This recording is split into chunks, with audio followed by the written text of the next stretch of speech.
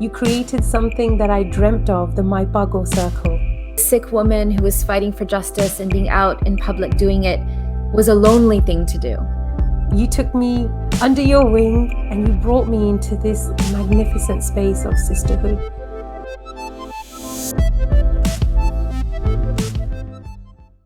I would like to say thank you to you for giving me this sisterhood as well.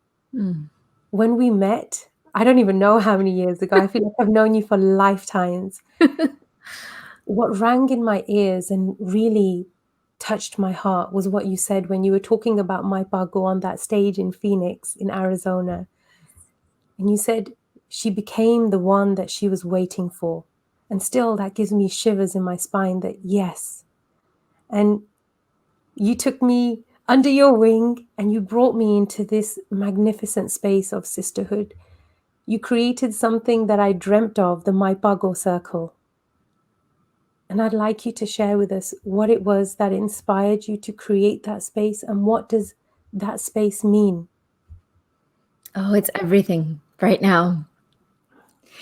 I remember our meeting was so significant in my life because it was the end of a story that I had been telling myself. That to be a Sikh woman who was fighting for justice and being out in public doing it was a lonely thing to do, that I was alone here. And I would see my other Sikh sisters at a distance. You know, I would see Saprit and I would see Satjit and I would see Niranjan and I would see Joe and I would see them out, but we were always kind of with each other when we were in the trenches, in the midst of the crisis, you know, in the aftermath of Oak Creek or in the aftermath of the next hate crime. We never had really time together to sit with one another and love each other well and say, oh, my love, you are struggling and you are fighting, but you are not fighting alone. And so the story about loneliness started to disappear when we first met. Because as I told the story of my Bhago on that stage, I in the way that I told it, you know, is the way that my Papaji, my Nanaji would tell me. There was a great battle and 40 soldiers abandoned their post. And my Bhago, the Sikh woman, said, you will not abandon your post. You will return to the fire and I will lead you. And she dons a turban and she mounts a horse and with a sword in her hand and fire in her eyes, she leads them where no one else would go. She became the one she was waiting for. And Papaji always used to say, don't abandon your post, beta. Don't abandon your post, my dear. And I didn't know just how hard it would be to keep my post.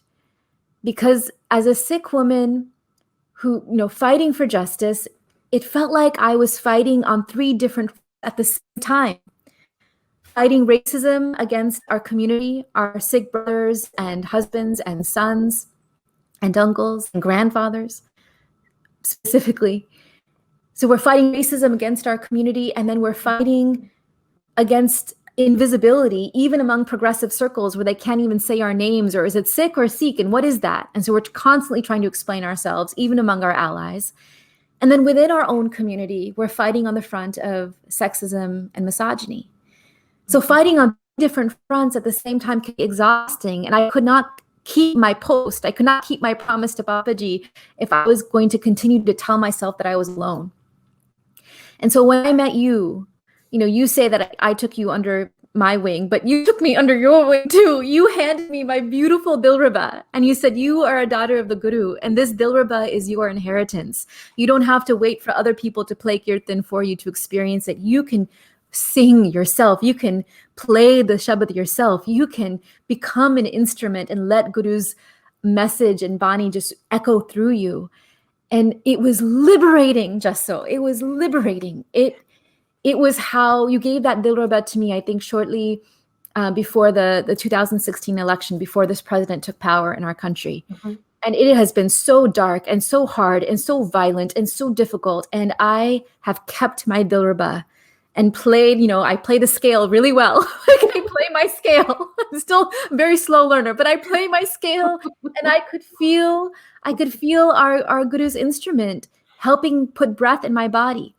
So if you could do that for me as just two sisters, then I thought, why don't we bring our 6 sisters together in a circle?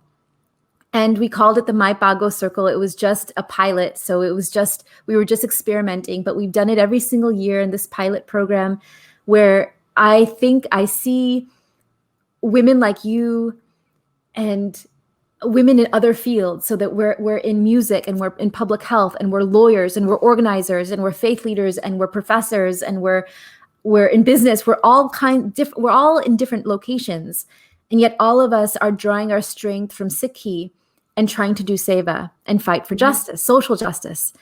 And so I thought we are the Mai Bhagos for a new time. What is our sword? Our cameras are our sword. Our pen is our shield. Our dilraba, is on our back as we go into battle.